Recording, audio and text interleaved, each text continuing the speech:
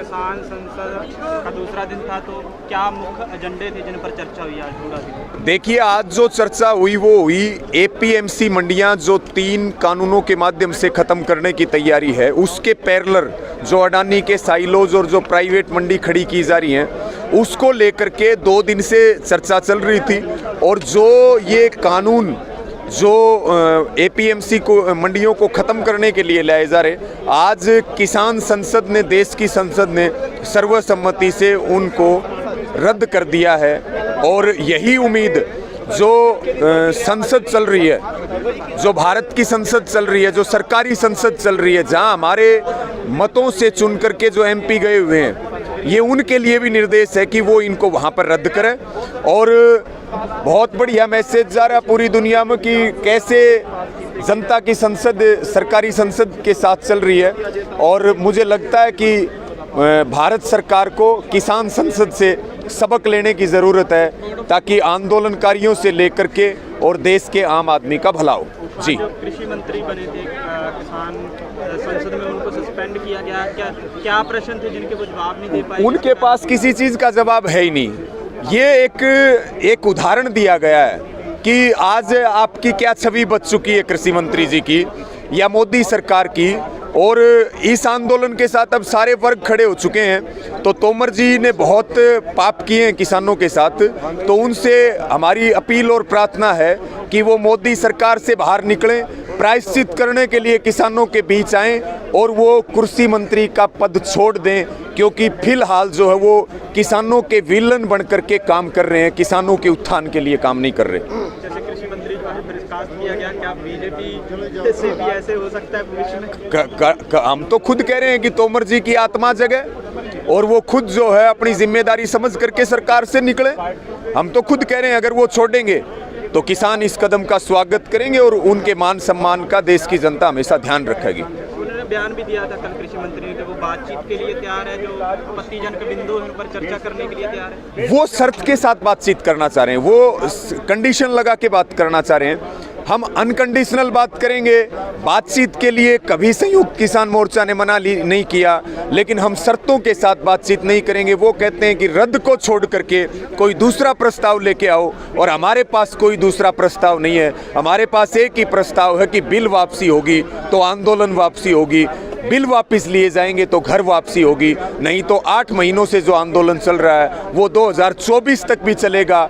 बगैर किसी शर्तों के बात करेंगे, शर्तों के साथ बात नहीं करेंगे। अभी 2 दिन के लिए किसान संसद स्थगित की गई है ऐसा? हाँ, अभी जो है लगातार उधर सरकारी संसद चलेगी और इधर ये ऐतिहासिक किसान संसद चलेगी।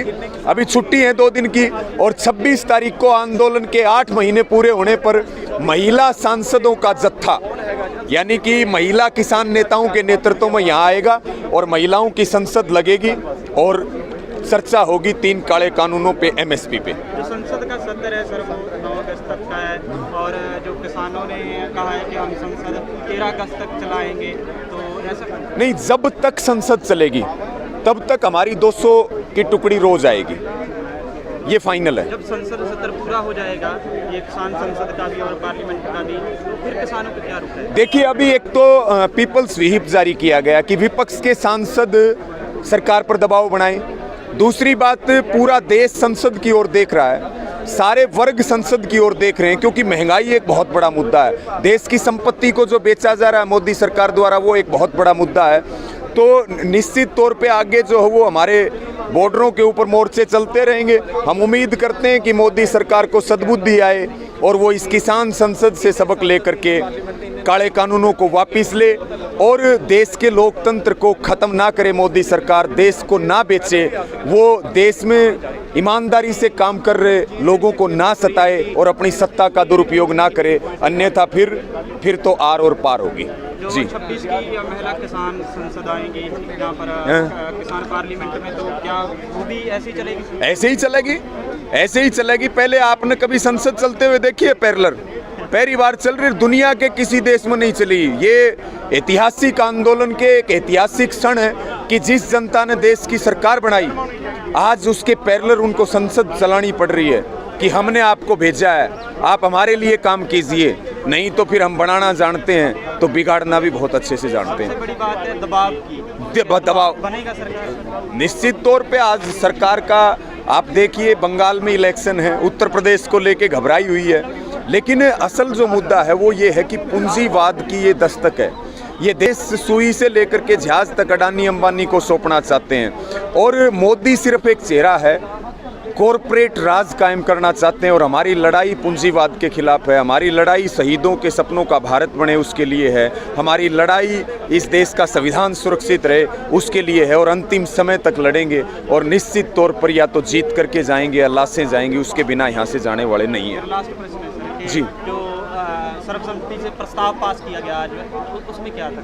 नहीं, उस प्रस्ताव में ये था कि जो सरकार एपीएमसी मंडियों को खत्म करके और जो प्राइवेट मंडियां लाई जा रही हैं उसका जो कानून है हम उसको निरस्त करते हैं, ये प्रस्ताव पारित हुआ। एक प्रस्ताव पारित हुआ कि कांग्रेस के सांसद जो पंजाब से हैं वो संसद की कार्रवाई छोड़ करके और वो वहाँ सिद्धू के ताजपोशी में पूछ रहे थे। ये दो प्रस्ताव आज के यहाँ पारित हुए हैं। हम इस वक्त जंतर मंतर पर मौजूद है। आज किसान संसद का दूसरा दिन था और यहाँ जो दूसरा सत्र है वो समाप्त हो गया है और किसान अपनी बसों में बैठकर जो सिंघू बॉर्डर के लिए रवाना हो रहे हैं। आज जो प्रस्ताव पास किए गए, एपीएमसी जो मंडी है उसका सर्वसम्मति से प्रस्ताव पास किया गया और जो कृषि मंत्री बने हुए थे उनको बर्खास्त किया गया है सर्वसम्मति से, और भी प्रस्ताव पास हुए हैं। इसी तरह से 2 दिन पार्लियामेंट बंद रहेगा क्योंकि 2 दिन की छुट्टी है, सैटरडे और संडे, और 26 जनवरी को पूरे 8 महीने हो जाएंगे इस किसान आंदोलन को के इसी। और जो 26 जुलाई का है किसान संसद, वो महिला किसान संसद होगा जो महिला यहाँ पर प्रतिनिधि करेंगी संयुक्त किसान मोर्चे की तरफ से। और जानकारी के लिए आप देखते रहें MN TV दिल्ली।